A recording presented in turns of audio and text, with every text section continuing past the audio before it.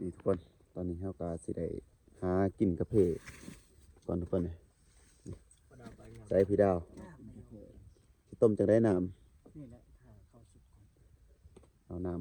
ำจากหม้อเขาเลยทุกคนเสบียงของเรากาแฟก็เป็นทงทุกคน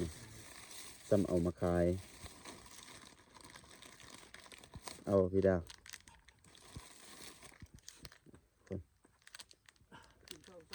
กินมีแต่เนสกาแฟเอา ภาษาอังกฤษนั่งไปดูรอง อันนั้นตากล้องของเราได้กำลังกินสูตร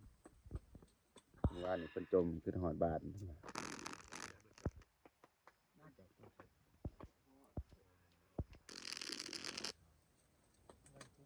ี่แหละบรรยากาศอยู่ป่าอยู่เขาทุกคน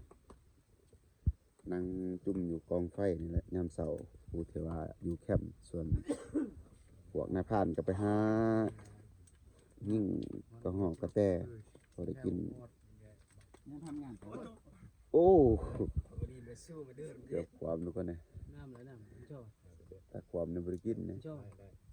เยี่ยม